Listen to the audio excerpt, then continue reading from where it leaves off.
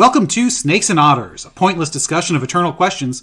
Get ready, we're about to live in your head rent-free. Hello, Otterites! Welcome to episode 133, Code of Honor. I am Martin. And I'm Robert. And I'm Francis. And I'm sitting in the captain's chair this week doing the Code of Honor. We're here once again at Studio M, and on the 30th floor of the Nakatomi Plaza. Yep. Down the hall from Ellis, behind the waterfall. Just behind the waterfall, yep. So, always like to squeeze that one in just because it's such a great way to describe the wonderful studio that you have put together here. Have the comfy seats. That's right, the comfy chair. Television to see our goings on and keep track of what we're doing. So, you started the ball rolling on this comfort in the studio, and I really must give you props for it, Martin. Thank you, Robert. Thank you. You've made us all up our game. At some point, I'm even going to transform this sort of TV space someday. Of course, TV has to get bigger. Well, yes. Someday. It's never big enough. That's right. Yeah, and maybe do a different TV stand, make it more furniture-like than just the old black and glass there. Someday, I want to switch all of this furniture out to leather. Oh, yes. Very, that's nice. Very masculine, very, so that makes it kind of a two thing. It makes it sort of home theater and the recording studio. Yes. Hey, you won't hear any complaints from us. So. Very much so. So, Code of Honor, and as we said at the tail end of the last episode, we're doing Teddy Roosevelt. We're doing a thematic Code of Honor because next week we're doing Teddy the person for our hero. So we like to do the quotes to whet your appetite for the next episode. And my gosh, as you guys know, I don't do a whole lot of prep because I base my quotes on what you guys are doing. But since we're doing thematic quotes, kind of at least got to gather a bunch of them. And just like with Twain, there are so many. That's right. Well, many. And Roosevelt never stopped talking. That's true. He always had something to say. Well, it's kind of like Twain, too. And they were contemporaries, too. They were. And of course, both writers. Mm-hmm. Theodore did write prodigiously as a historian. And of course, in many political campaigns, was one of the first to really campaign in his own right and do his own speeches and get out there in front of the public in a way that hadn't really been seen before. Right. Well, that's his energy level, too, which had a little bit to do with his youth, but mostly about his background, which we'll talk about next month. But, he's kind of the original ADD president. Yes. Yeah, I think that's such a wonderful way to put it. Well, that's right. And he harnessed that, which I think many people never do. More than almost any president before or since, I'm sure you can find some exceptions, but he lived life to the fullest more than anybody. Yeah. Presidents nowadays and even prior, it was very rare they went off and did anything besides being president after it was over. Most of them retired back to private life, but they didn't necessarily take on another job. Well, he didn't take on another job, but he went to Africa to go big game hunting for a few years. Yeah, he looks for the head of the Amazon River. Yeah, with his son and others. Yeah. Of course, eventually that's what killed him. But we're getting ahead of ourselves a little bit. Well, you are. Yes. Sorry. But so that being so full of life, he's going to produce a lot of quotes, which is great. Because if anybody was made for the soundbite, it was Teddy Roosevelt. Yeah, absolutely. I totally get that. Yeah, he would feel totally at home in today's world. Well, except they probably would have been trying to cut him off a lot. Because some of his quotes are pretty long, but he's got a lot of really short ones too. Yeah. Well, he would have been, if you can imagine him at a presidential debate, the way they're conducted now, he wouldn't have stayed behind a podium. That's for sure. No, he'd have been banging on it and yelling at the reporters and wagging fingers and all kinds of stuff. Might have brought out that big stick and gone to town on the other guy. He'd have been shaking it at people. I want to say, that kind of thing. Yeah, he would have been hard to hold in. Yeah, bombastic is one of the words that comes to mind. Hard to corral at League of Women Voters sponsored presidential debate. Exactly. Bully! All right, so which one of you boys is going to go first? Because I obviously will go last. Up to you, Robert. You pick. All right, so Francis, why don't you go first? We'll All right, move around the room clockwise. Yeah, that's fine. You spoke of his length of his quotes. We were talking to the show prep about this, and the reason I picked it is because we kind of have to go there with this quote. It's the In the Arena quote. Yeah. It's probably It's his most famous quote of all. We know of maybe... Beyond Speak Softly and Carry a Big Stick. That's true, yeah, there are others, but this one here is one that comes out all the time. It's actually a little bit of a longer quote, the whole context, which I'll give you, but the main piece of it is in the center of it, which we pretty well have kind of distilled that down. But it also really exemplifies Roosevelt's outlook on life. Yes. And that's one of the reasons why it's probably best we start with this one here. Yes. And I'll give it to you. It's called The Man in the Arena. And it's from a speech that's post-presidency? I believe so, yes, that is correct. I believe it was like 1909, 1910, somewhere in that. It was during the Bull Moose Party time, or around that time. Okay, so it's a little later than around 1912. Then. Yeah. More 1912. Okay. That's right, yeah, it's around that time. And but again, it's a great encapsulation of the man. I'll give you the long quote first, and then we'll kind of go back to it. But the full the full piece is, and it's called The Man in the Arena. It is not the critic who counts, not the man who points out how the strong man stumbles or where the doer of deeds could have done them better. The credit belongs to the man who is actually in the arena, whose face is marred by dust and sweat and blood, who strives valiantly, who errs, who comes short again and again, who spends himself in a worthy cause, who at the best knows in the end the triumph of high achievement, and who at the worst, if he fails, at least fails while daring greatly, so that his place shall never be with those cold and timid souls who neither know victory nor defeat. It is. It is. If you could sum up his life in a paragraph, That's it. That's certainly it. That's correct, and that's what's so admirable. No matter whether he succeeded or failed, he was there. He tried. Right. The short version that they cut that back is basically they take the first line. It is not the critic who counts. The credit belongs to the man who is actually in the arena. That's the soundbite version that most of us have. Don't stand on the sidelines. Be out there and do. And because the actual process of doing is what counts. It's the journey, not the destination. We've heard that before. It's the same thing. So what if you get your face bloodied? So what if you fall down and fail? At the end, you're worth more than those who did nothing. Yeah. Timidity... Especially those who criticized without even making an attempt. Right, yes. Yeah, that's I think he would have had absolutely no patience or truck with the current political class. He would have absolutely detested anybody who was in the media, probably most of the politicians, because on every side. On every side, he would have hated all of them because they go into politics from the beginning. Yeah, not like him, who had an entire life and outlook and career besides politics. Yeah. And after politics. I mean, in an oddball way, I think he almost would have liked Trump.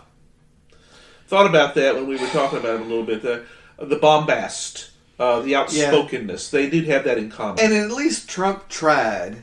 Yeah. I mean, yes, he was an abject failure. He destroyed the United States Football League, and not every business has worked out. And is it really such a bad thing that the USFL died? Well, and I mean, it could have been a modest success. It could have been, yes. Especially when Herschel Walker, if they had kept first, it.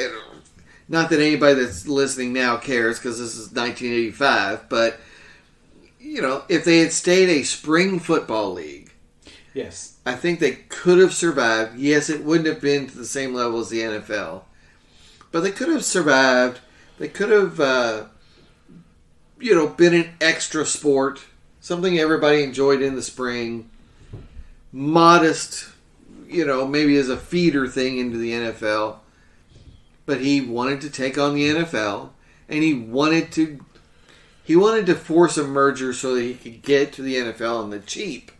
Because buying a USFL team cost him about a tenth of what buying an NFL team would have cost him. But we're off topic. Yes, but you know what? I think that's exactly the reason why he would not like Trump. Because he didn't try it the right way. Right. He tried to cut corners. He didn't actually want to fight. Shortcuts, and try it on the cheap. And he didn't do Trump, love him or hate him, he's not a doer like Teddy Roosevelt in the same way. Yeah. He's a money guy. Yeah. And that's a far different thing. So I think in the end we would say probably no, he wouldn't have as much in common with him as we might think, other than the sense, they're both bombastic and outspoken. Yeah, that's about it. But I think that's where the similarity ends. Yeah, you're exactly right on that. Interesting. Because Roosevelt, he was a failure himself many times, too. Oh, yes. The ranch in the West eventually failed. That's right. In the Dakotas, and of course, he was followed by personal tragedy to, his first wife dying. And his mother died like the next day. Exactly, too. It was like, holy cow. And you can make the statement, I think would be true, that from that tragedy comes genius. Well, there's been discussion of that before, and I think that's one of the reasons that he took on the active lifestyle that he so espouses in this quote, is because, again, it also goes back to that ADHD that he had undiagnosed, but we do know that he fought with depression just like Hemingway did. His way out was strenuous lifestyle. Well, that was also a remedy for his own physical problems. That's correct. Physical limitations, which, in a way, is, you have to admire that because he took what were his limitations and made them into a strength. Yes. That was his reason for being the outdoor guy that he was. He was trying to overcome that. And he never saw something that he didn't think he could overcome in himself. And because it was always worth the attempt. Which is exactly what the quote says. That's yes. Right. So I'm going to put you a little bit on the spot, Francis. Oh, please. Come on. Well, you're good at this, though. This is a real strength for you. Tell me something very personal about that quote for you. For me? Oh, wow. Yes. Oh, wow. You're really shooting from the hip and going deep there. That's right, exactly. Ouch. Oops. Zip. Well, I love to make things personalized, especially for Francis. Well, all right. What does it mean to you? All right. It's a work ethic question. Oh, yes. It's very much a work ethic question. It's something that it's an easy thing. Those who have a good work ethic often disparage those they think do not. And I think that's a little bit of a faux argument anyway, because work ethics can be very varied. But it's a pride issue, the false pride issue. That's correct. Well, it's also a bit of an attempt at superiority, because I have to be superior in my work ethic because you lazy people aren't. You have to exist as lazy for me to feel better about myself. I don't want to go into that. Roosevelt's work ethic here was you must be engaged in something. And where I find that to be good is that can take on a variety of expressions depending on the person. Okay. It's very important in my particular case, to go back to the personal question, to recognize that the first 10 years of my professional life sucked. Sucked awful. They were terrible. Failed You're being multiple times. You all were there. Yeah. You all remember. So, and not as a personal failure. Your work environment is what sucked. Well, that is correct. Yes. That's part of it. Yes. Because I was abused professionally for 20 years in various jobs, everywhere I went to. But I didn't give up. But I did learn the lesson of you're in the wrong place. You need to be doing something different.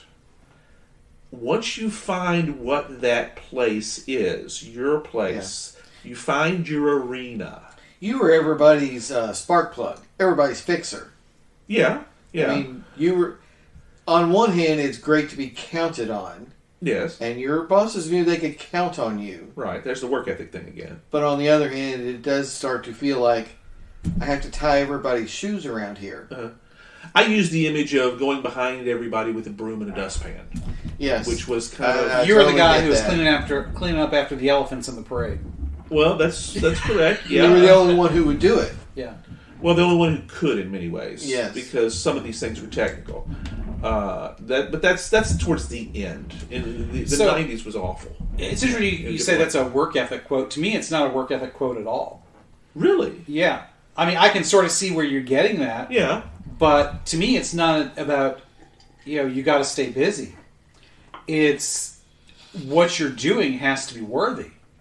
That's and correct. I take that more correct. out of it, because you can make the argument that anything, that you're always in some arena, some kind of arena. Your life may be very small and meek and mild, so maybe your arena is not that big. But the worthier the arena, the bigger the stakes, the more the impact.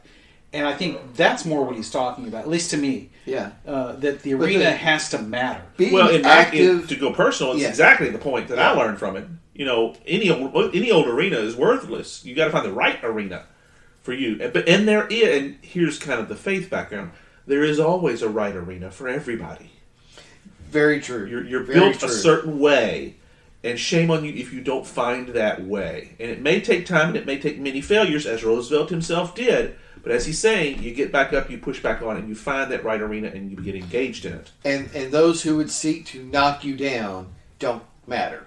Don't matter. And this ties to many quotes that we've talked about in the past. Oh, I have great hatreds for many that I worked for. Yeah, I mean, before. even when we talked about the Twain quotes last time, it's very much about those small people. Yes.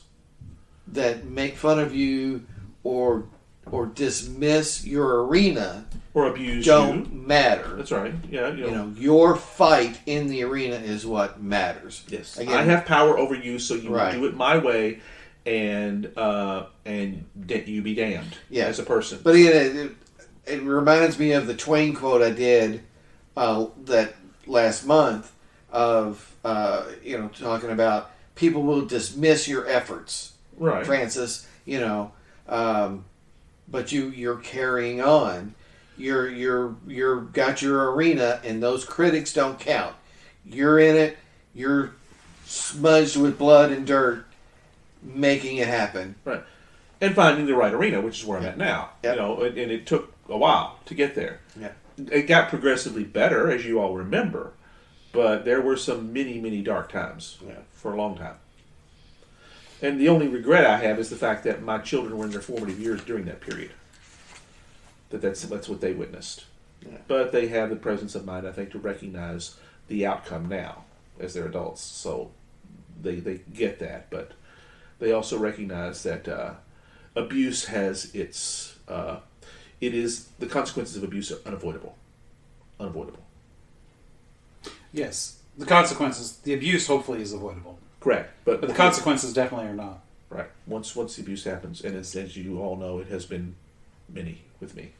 So, not to end on a downer there with Francis there, but it's better. So that's that's right. It's better. You did ask, so. So, Martin, thank you, Robert. I'm happy to take over and try to be a little less downing. This one is a humor one. I couldn't find the source for this from TR. I don't know if he wrote it or said it, but this is one of those that, again, as soon as I saw it, jump off the page. Yeah, that's got to be the one. This is now my email signature at work. Awesome. It will be, or it already is? I changed it yesterday. Oh, okay. Oh, yeah. So, as you were doing research for this. Okay, yes. Gotcha. All right. Yes. So as soon as I saw this one, I said, well, yep, that's got to be my email signature. So the quote is, if you could kick the person in the pants responsible for most of your trouble, you wouldn't sit for a month. Ding, ding, ding. The good old ding, ding. personal responsibility. And again, this is one of our things. We've talked about this in numerous Code of Honor episodes. Your life is yours. Yes. It's not about the outside forces. It's not about victimhood.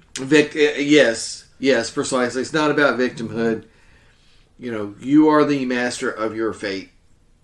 Yes. Yes, weird things happen, but how you respond to those weird things, how you get back up after you're smudged with blood and dirt in the arena, that's what really matters.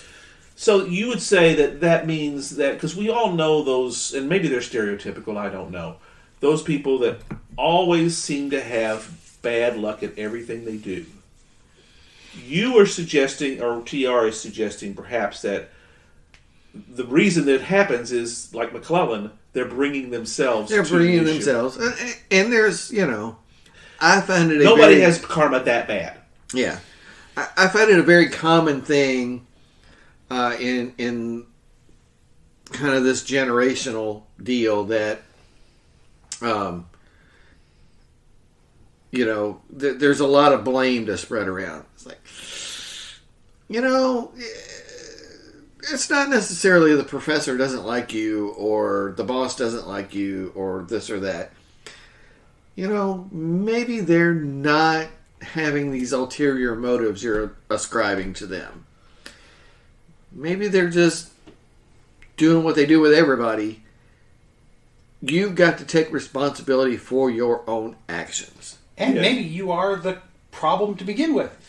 They may not have ulterior motives, but maybe you are just a pansy-ass little whiny, and they don't like that. Well, because who does? Well, if you want to steal from the great philosopher Tim Wilson, which we love to do, as he once said, you've been married 9 times. Maybe Maybe it's Maybe it's you. That's right. Yeah. And that's And it is. It's the very same thing. Very same thing. Divorced a bunch of times. Well, what's the common denominator here, folks? Yeah. There is a common denominator to repeat things. And shame, and that's not a problem if you learn the lesson from it. Exactly. Learn the lesson. Yes, learn the lesson. Most people are repeat divorcers have not learned the lesson. Yeah. Most people who go from failure to failure to failure aren't learning the lesson because they keep trying the same thing over and over. As a corollary, the definition of insanity is doing the same thing over and over, expecting a different result. And expecting a different result. Yeah. So, I like that quote because you're right. It's about personal responsibility to me as well. But I also like it because one, it's a bit snarky, and I like a bit of snark. Well, TR is good at that, and he is. So. But it's also one of those ones that should make you stop and think a little bit deeper. Yes. Because a lot of people say, "Oh, yeah, that's funny. Yeah, I know. I'm always the cause of my own problems or whatever." Mm-hmm. It's like, no, you're not always the cause of your own problems. He's not always the cause of all your problems. Your cause of all your problems is that you're not examining them. Lack of introspection. Yeah. Yes. It's a lack of introspection. It's the unexamined life. Yeah. Ooh, very nice. Yeah. Yes, that's right. It's very much not to say, I've always been this awesome. No, I mean, lots of us have that selfish period where we think everybody's out to get us. But like you said, if you start to really examine and start to think about the world, you start to go, well, maybe nobody's really out to get me. Because really, nobody really cares. No, who's got that time and attention to waste on you? Yes, right. Exactly. Yeah, that's a very... And it's a personal growth thing of moving out of that selfishness and that,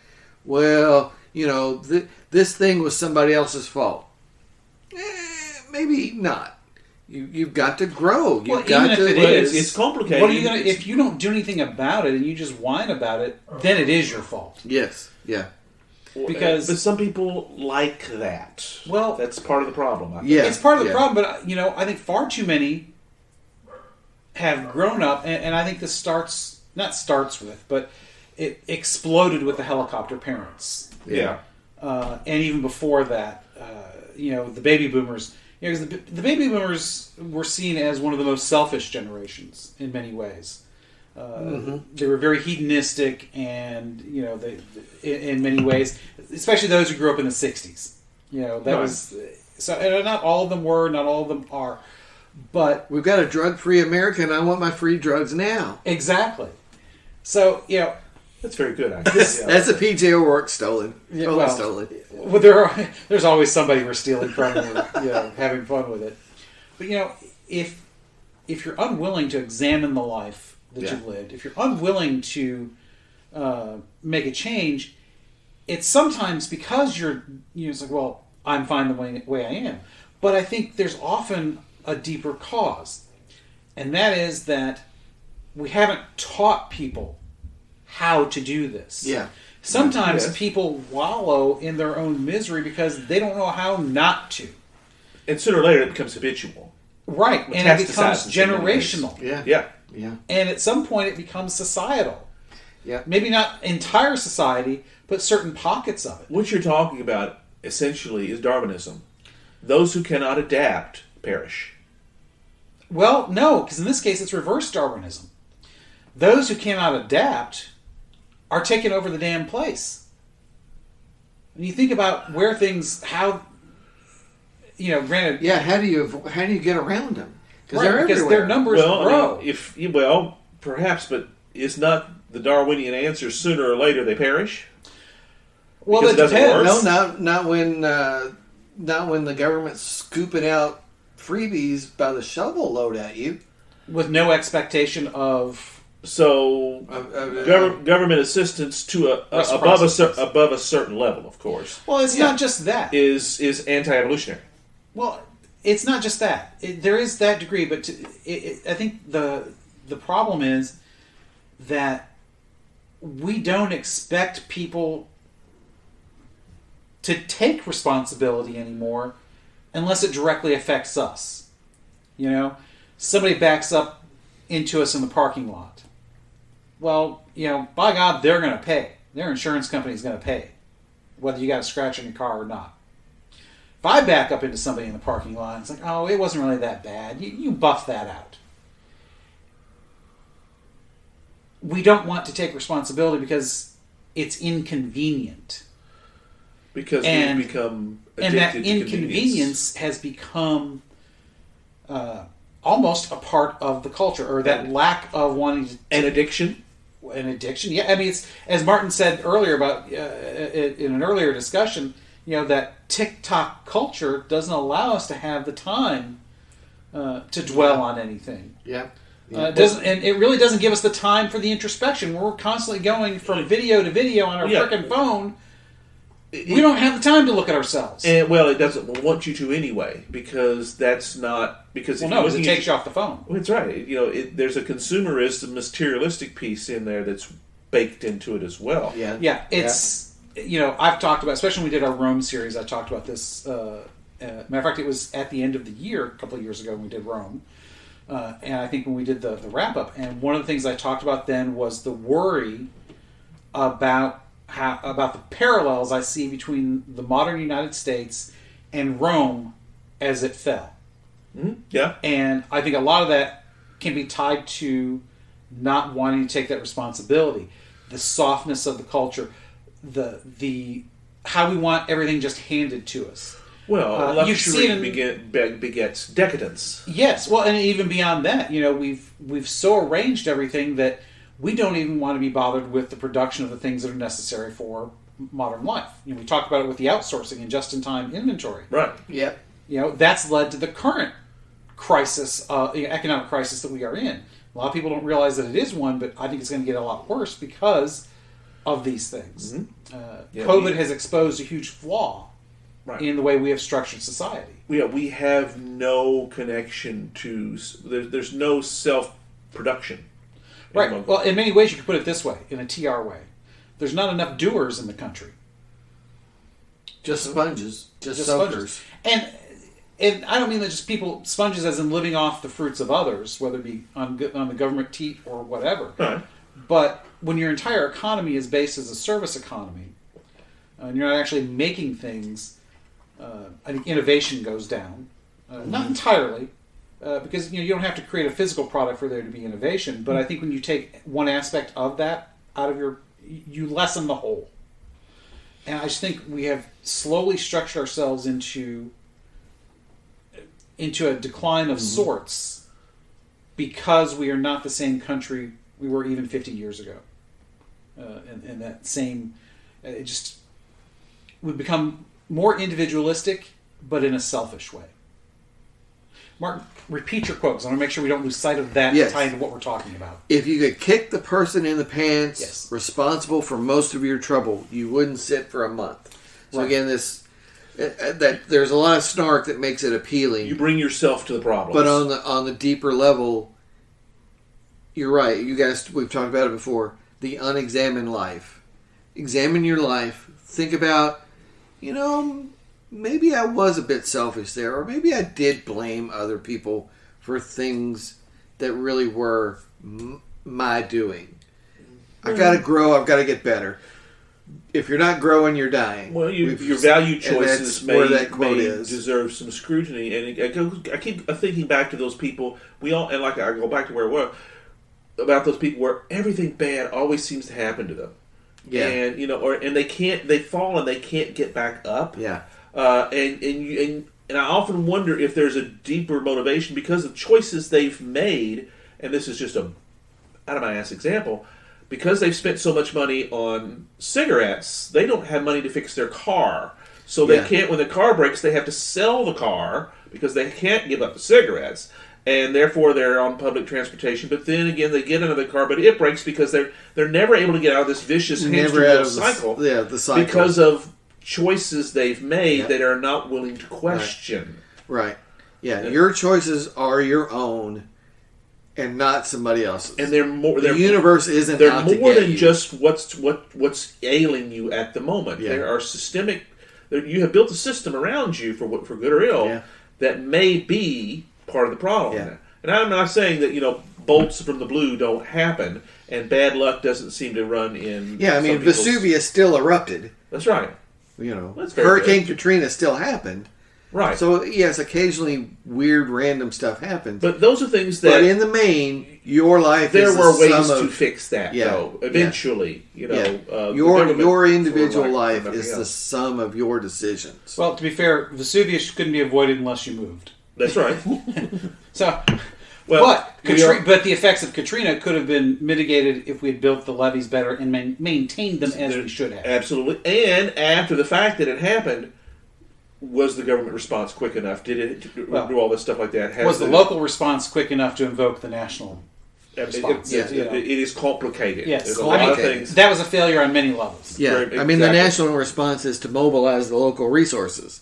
If there aren't any local resources, then there's not kind of much. hard to mobilize, Yes, there's nothing the national response can do.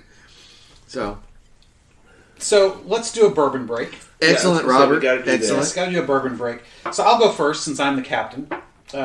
Doing some more of the Stonehammer, which, again, Francis, you mentioned in the last episode, wonderful name. Absolutely. As someone who loves to do stone carving, I love this name. Well, I was reading the back of the bottle, and that was actually, it was the nickname from this governor that it's kind of named after. It was a disparagement. He was a Mason in his earlier life, and his political opponent used it as a slam. Oh, wow. But looking at it now, I'm thinking, how could this be a slam? It's an actual cool name, Stonehammer. Teddy would have loved this. Teddy would have loved it, absolutely. Absolutely, yes. Yeah. It's still liking it. It's growing on me. Yeah, really good working man kind of thing. I'm very Earl Haggard of you there, sir. Yeah. Add some ice to this. I didn't get a chance to do it before we started this episode. I'd forgotten about it, but I am really enjoying it still. I'm using the It's a good difference compared to what we usually do. It's not bitter, but it's got bite. It stays. I mean, it's on the tongue now. It doesn't go from the tongue. Some of them, it's one and done. It's gone, and goes elsewhere. Yeah. This doesn't. You're talking about you weren't getting it in the nasal, the nose. Right. Not. When I take a bigger sip is when I tend to get more of it there. The smaller the sip, the less I get here. And that's how I drink, is with small sips, so you may have something there. Because I just noticed I took a little bit bigger of a sip because I'm trying to get to the end of this glass so I can go on to the next bourbon. But yeah, it's, it does not explode everywhere. And most of them don't. Right. And it does hit the esophagus and the stomach, but it takes a while to get there. It's a long-lasting effect, and that's what I like about it. Mm-hmm. Yeah, I did a snort neat this time without adding the ice, and oddly enough, I feel like I'm getting less of that antiseptic. Well, good, because I know that's one of your big things you hate. Do you think it's the chill, or is it the slight watering of the or maybe that I've had 2 glasses of it. Well, there's that too. That's unusual for you. That maybe I've just had too much, but I'm liking you can do the that. nose. You're not going anywhere. Yeah, I like the nose a little bit more neat than I did with the ice. It just feels less antiseptic. Yeah. And it's good and mellow and smooth. Yeah, I'm not getting a whole lot of extra flavors. You know, you're really good at pulling out the caramel and things like that. I'm not getting any of that. Yeah, it's very straightforward. Just a good kind of the standard bourbon sort of woodsy to it. Yeah. But yeah, mellow, smooth, $24. Pop into your local Kroger and get some. I'm totally with you on that. I'm loving it. That's all you got for that? That's all I got for that. Okay, that's fine. That's good. Because, we already talked about it last episode, and we covered it again. No. Yes. Yeah, I mean, I don't have much more for that. It's great. It's wonderful. I've described how it affects me. Would I buy it? Probably. Would I share it? Absolutely.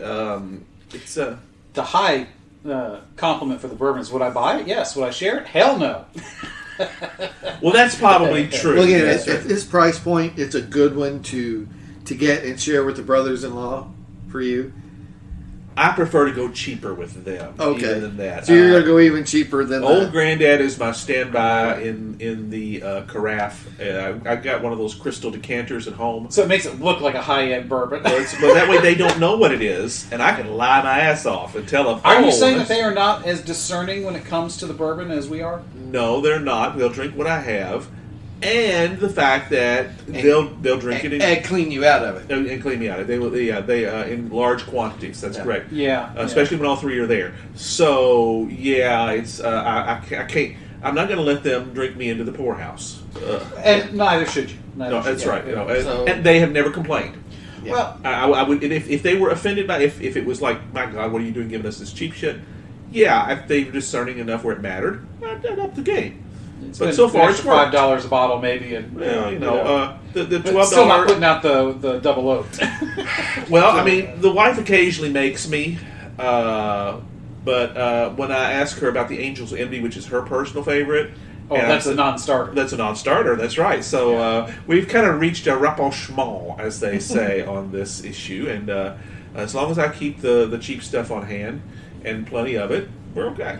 I do like it better than that Jefferson's that you had. I don't know what the deal was. I don't know. Well, that's because you. And this is my love for you fellas. Because universally you panned that brand, it went to downstairs where the brother-in-laws can drink it. So it's that one was not as well received. That was probably the least well received bourbon we've done. Won't even be doing less that than the Devil's again. Cut. Yeah, won't be doing that one again. Which leads me. One thing I like about the Stonehammer, it is listed as distilled, aged, and bottled right here, Kentucky. I saw that. Yeah, it was pretty nice. That makes it. It's as Kentucky as it comes. A clean sweep. Well, they've got to start doing that because we were looking at that Bourbon Plus magazine that Martin was sharing, and there was an ad for what was it called? Straight Iowa bourbon. It's like no, that's hell no. No, it's Iowa whiskey. It's not Iowa bourbon. Right. You can make it out of 51% corn mash. And I get Iowa, you're proud of your corn. But you're not Kentucky. Yeah. So. Yes, bourbon belongs to Kentucky morally, if not legally. Yes. Morally. Right. And I think morally. I love that. And I think TR would agree with that, yes. There you go. All right, Robert. My gosh, so many things. I just want to say a couple things about the breadth of the quotes here, because it looks like we've got plenty of time here to wrap this up. TR, he's a Republican, but that's a very different Republican Party than it is today. Yeah. It was especially through him, very much a progressive party. A lot of the things that we would associate with modern political liberalism have their roots in Republican Party 100 years ago. Yeah. He is the origin of trust busting. He is the origin, really, of a national effort at conservation. Yep. There's a quote I ran across that he is a huge proponent of equal pay for equal work. It's not the quote that he used, but and to me, what that speaks about to the man is that everybody's the same. In other words, he believed in the inherent dignity of the human person. One of our favorites. Yeah, Yes, absolutely. So for that, for no other reason, I gotta love the man. Let me scroll to where I was going. I was going to go with one of those about government that was really so good. But since we went into other areas with your quotes, I'm going to go with this one. So as a quick recap, because I like to do that before I go into mine. Sure. Francis, yours was the "in the arena" quote. The famous, give us the short version of it. The please. famous "in the arena." Oh, yeah, it's not the critic who counts, but the man who's in the arena. Well, I wasn't going to say quite that short, but all right, that's fine. That's the version is the doer, not the that's right. the commenter. Right. Get in there and get smudged with blood and dirt. Right. And don't criticize. That means nothing. Right. And Martin, yours was? If you kick the person in the pants responsible for most of your trouble, you wouldn't sit for a month. In other words, often the problem is you. Yes. That's right. If you've been married 9 times, hell, maybe it's you. That's right. Or as one of the old cartoons in the 30s said, we have met the enemy and he is us. That's right. So, I came across Is that one. a pogo? Yeah, it's Pogo. Yeah. Ah! Walt Kelly. Walt Kelly. Yeah, Walt Pogo. Kelly, Yes. yeah. Very good. That's excellent. Wow, our heads are filled with incredibly useless stuff. It's That's so true. So true. So, the quote that I'm picking The old 5 terabyte hard drive in here. That's right. Well, I upgraded to a 14 over the week, this past week. Picked it up for $200 at Best Buy. Unfortunately, they're no longer that cheap. You're running how many terabytes? It's a 14, but that's where I put all of my scans. Wow. So I ran out of space, or I was getting close to it. 14 terabytes at your house. At my house. That's just one drive. In one drive, that's correct. That's just one drive. I've got many others. Yes. I got a lot of unused space, though, to be fair. I never got around to doing some of the stuff I had meant to do. I was going to say 14. You have a hard time filling that, even if it was all video. It'll take me a few more years, but Yeah. it can be filled. And Because the 8 that I was moving stuff off of, Yeah. I didn't think I would fill this quickly. Oh wow! I was going to say, But I have a lot of scans, so yeah, I've got. I think I have 4 terabytes. Yeah. Or is it 4 or 3 terabytes? No, it's a mixture. I probably got 12 or 14 total, mixed amongst all the drives, not counting the operating system. right, and that's not just the scans; that includes media as well. Absolutely. I mean, it doesn't take long. Especially media fills stuff up. Yeah, it does. It does. So, anyways, back to the quotes at hand. This is a great summation, I think, of what you guys were going for. And I scrolled past it. Where did I go? Oh no, we don't need that. Yeah. That's for sure. Oh crap! Where did it go? Oh my. It was right here. Shall we tap dance a little bit? Yes, Mark? yes.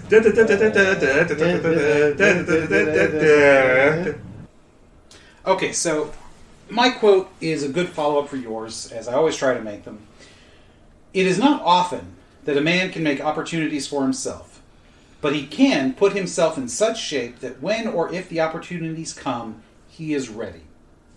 There you go. Now, I like this because you guys know I love the personal responsibility, personal development, motivational kind of stuff. Love that kind of stuff because to me it's a good reminder to keep my head in the game, keep it in the right place. And what I like about this is that it reminds me that a good portion of my success in life has to do with my preparation. I've got to be ready to take advantage of what comes my way, whether it's to grasp it or to dodge it if it's not a good thing. And if I'm ready, then I can grasp the opportunities when they come. If I get the opportunity to, somebody offers me a big ass book contract, and and they want to go to press with the first one next month, and I haven't written the first word, I'm in trouble. Well, yeah. So not that that's likely to happen in that way. Nobody's going to do that way. But the other way around. Well, once the book's written, hopefully that's where it goes. Right. But I'll never get that big ass book contract if I don't start writing the book. That's exactly right. So, by the way, speaking of books, Francis is making wonderful progress on his forthcoming bestseller. Thank you. Yes. And as I was telling him at breakfast this morning, I have done 35,000 additional words in my own book this month for NaNoWriMo, averaging almost 3,000 words a day, which is a massive amount. It is, and it's and like I said when we first told me that, of course, they're probably all shit at first. But at least you get it down. Right. And that's where you start. That's exactly. Right. You can't do squat until you've got that raw I love clay. to watch the eagle as he flies. you are soaring, brother. So, to use that as an example, use it as a personal example, because we don't often do that. So, knowing NaNoWriMo was coming up, and I had... Explain what that is. National Novel Writing Month. That's right, because... I had mentioned that on a recent blog post about that. Right. So, or by the time you hear this, it's a few weeks old, but since I post so infrequently, it's probably the last one I posted anyways by the time you hear this. But, I knew that was coming up, and this year I wanted to make a really good, concerted effort to finish this draft. I've had half of it sitting there for some time. I was going to say, you've been working on this for a long time. Well, I started it a long time ago. Right. Spurts, yeah. And it's been in spurts. It's only lately that you've pushed it and got it to where you're moving to finish the draft. Well, it really, again, just picked it up November 1st. Okay. Oh, again, I've had, it's been in the back of my mind. We've talked a lot about it. And we've talked about it in a very general way. Right, yeah. So, knowing that National Novel Writing Month was coming up, I put myself in that place to be ready. So, we were working on your draft that you had given to us. Right. And I wanted to get that done and out of the way, so that I could give that back to you for your own good work. Right. But also to clear the decks for myself. And the process actually helped you. Yes, it did. We talked about one of the things that you said helped you was pointing out where you had the unrealized tendency to reuse certain phrases and words. That's right. Absolutely. And when you're writing 100,000 words, even if you've so read it 1,000 times, it's so easy to do. Yes. And I saw myself annoying. picking up some of the same things and was very quickly able to... Saved you on the front end a lot of work, yeah. And, that's... And part of that is the more you read and the more you write, the better you will write. Ultimately, that's the only way to do it. And that's the only way to do it. Yeah. So, that was actually a very good preparation. Mm-hmm. Also have been taking the time to review some of my books on writing and some of the courses I've got. Write Structure and the Story Grid are two excellent resources. Very much so. Yes, I use both of them as well. Well, Write Structure just came out. Oh, you're right. I use. There's several others that I use, and it's not that one. It's but it's there's some Story similar Grid's a big one. I love Story Grid. Yes, I cannot wait until I finish this draft to use a Story Grid to go back in and map it out, because now that I'm farther into the book and I'm getting closer to the end game, I can see where this tool is invaluable. Right. To help figure out whether or not the story works. Right. But again, I couldn't be where I am if I hadn't done the legwork ahead of time. I went ahead and I mapped out, in a very general sense, the rest of the scenes. Now, there'll probably be a few that I add in additionally, and maybe some that I cut. Yeah. I already rearranged a whole bunch of it. I did all that, and you're right. You had to start somewhere. Yeah. So, because I started this out more pantsing than plotting. Now I'm probably much more of an equal mix. Even though I have all the scenes plotted, or at least purposed, shall we say, as I told you this morning. Right. I know the point of all these scenes. Right. I still don't know exactly how some of it will play out in the end, because I like to be a little surprised. Well, yeah, characters will write the story for you if you get them good. Yeah. So they'll take you in different areas that you didn't really expect to go. Exactly, because they become real. Well, you all picked that up some too, because some of your favorite characters in my book were mine too. Right. And this current revision is leaning into that a little bit more. Good. Yeah. Letting the characters emerge a little bit more and be true to themselves. Yes. Well, and appear that way. Yes. Yeah. They have to be seen that way. Yeah. Far too often, when you see this when writers who have not yet honed their craft, and it's easy to see it again, not to be somebody who's the critic, because I am trying to do as well. That's right. Yeah. We're just commenting. I'm just hyper aware of things like characters in books that follow a mold that seems to be predefined, and they don't fall outside of that mold. There's no growth. There's no change. Well, then you have no arc, and then you have no no purchasable story, certainly, Right. or readable one. Why would anybody want to read that? It's just either the characters don't change or they're stereotypes of themselves, and that's never good for a story. No. And all this preparation that I've tried to do, which granted sounds like a lot, but really has not been a whole lot because a lot of this is been in my head. A lot of it's just been getting it down. That's right. Right. And I will win, as they call it, NaNoWriMo, somewhere around the 17th. At my current rate, I will hit my 50,000 words on the 17th. That's just 5 days from now. Right. I'm only 15,000 words away. Literally, 35,005 words is my count as of last night. But that's not going to complete your story. That won't complete the story. Right, because you're... The other 13 days, the next 30 to 40,000 words, will be finishing it. Right, and you're going to end up at, 120? I'm looking right now, it's probably going to be around 100 to 120 in that first draft. I need to count up the scenes that I have left. Yeah. The ending payoff section of the book, which is generally no more than a quarter of a book, has about the same number of scenes as the middle build, but I expect many of them to be much shorter. There'll be a lot of POV shifting as the action quickens. Yeah. And it's all going on concurrently. I think that'll make for a much more exciting end to it. Yeah. But it was all in the preparation. Yeah. To take you back. Well, because I was proactive about it. Yeah. Right. This quote reminds me of a P.J. O'Rourke. And I can't recall which article, which of his things this is in, but it's, in America, opportunity will not only knock, it'll jiggle the door handle and try the window. But, of course, the key being, you got to open the door when opportunity knocks. Right. So we got to hear what's happening too. Yeah. So many folks are deaf to it. That's very much. Yeah, because they see it as something else.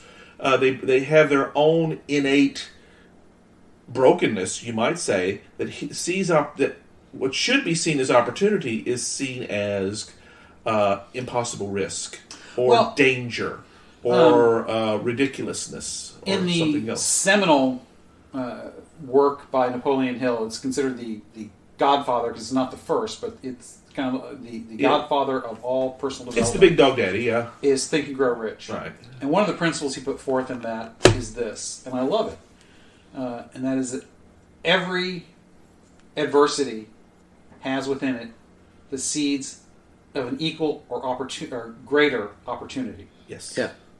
So, in other words, you can always make lemonade out of lemons. That's right.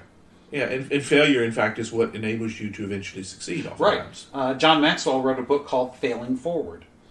Yes, that was a very famous book for some. Even Edison. I mean, that's right. Part of his legend in the American psyche is, I didn't fail 10,000 times. I just figured out 10,000 ways it wouldn't work until I had the right one. Right.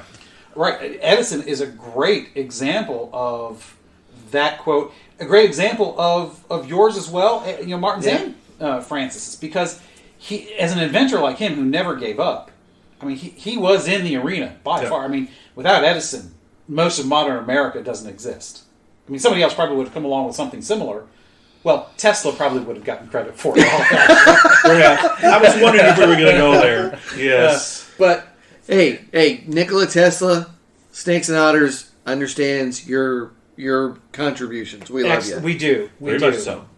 You were there too. He was, and depending on who you believe, he was responsible for a good deal of what happened. But the point is, though, these guys were there in the beginning, and they kept trying. They kept trying, failure after failure, until they got it right, because there was no other option. It's kind of like Cortez burning the ships when they get to America. It's either succeed or die. Yeah.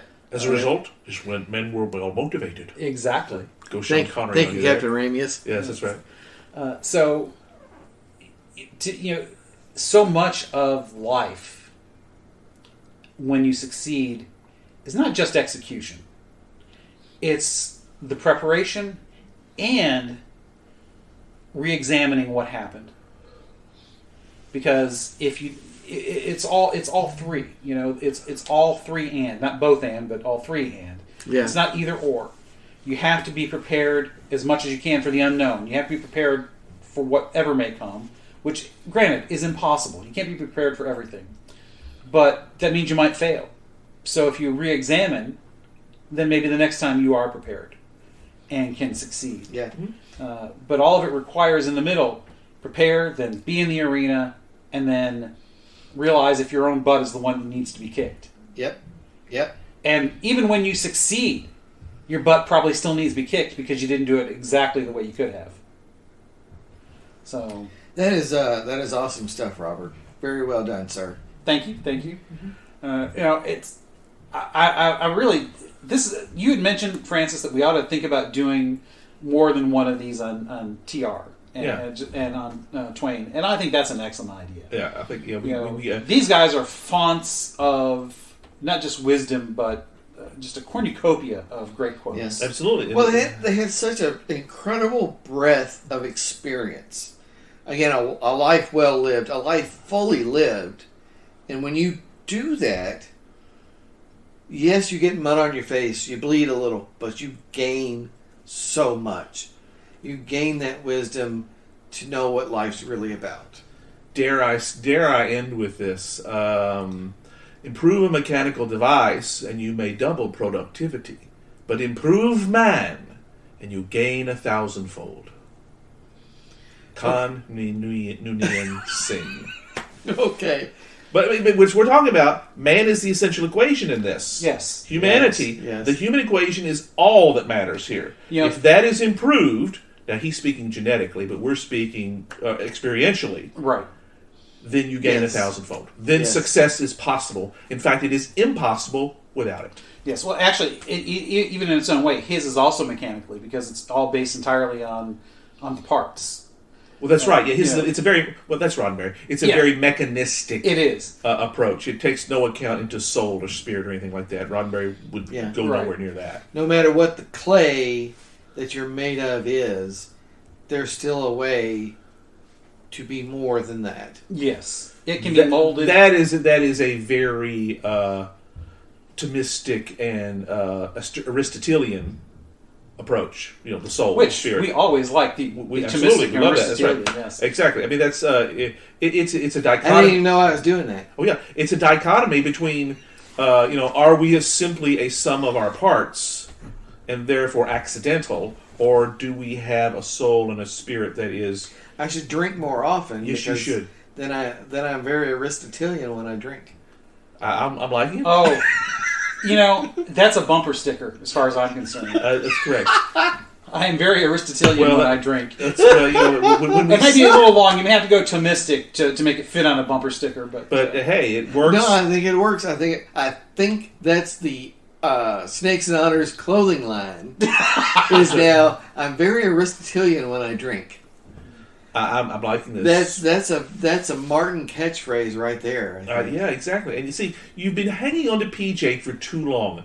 Use your own brain and fecundity that you have, as you've just proven to us, that you have the ability to quote better than any of them. And I think this whole process, imbibes that. I think that may have to be our next set of sweatshirts. Otterites, we're all wearing our Snakes and Otters hoodies on this fine, crisp fall day. That's right.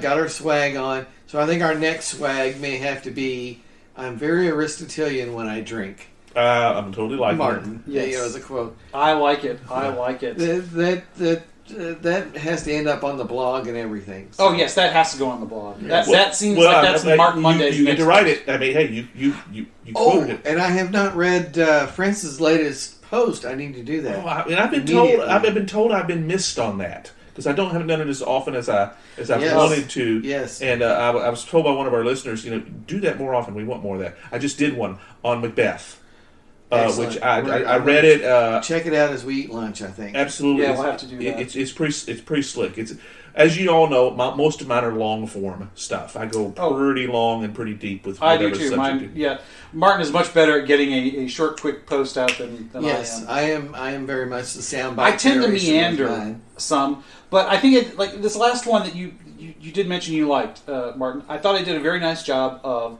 starting with something, meandering around, and then bringing it right back to the top again. Yes, well, there you go. That's 5 stars. 5 stars. Yeah, much appreciated.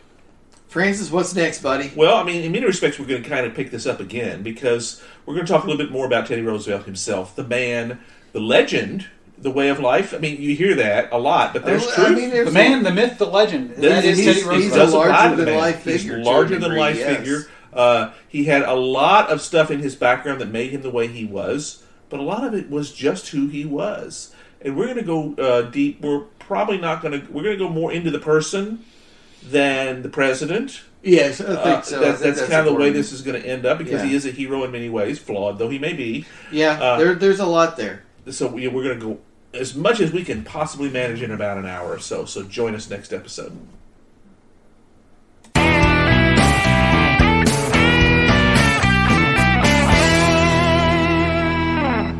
Hope you enjoyed another pointless discussion of eternal questions. Remember, new episodes published every Friday at noon Eastern. Spread the word. We're on all the major podcast platforms. And leave us a comment or review because that helps others find us. We're on Instagram, Twitter, as well as our website, snakesandotters.com. I'm Martin. And I'm Robert. And I'm Francis. Join us next week. Same snake time, same otter channel.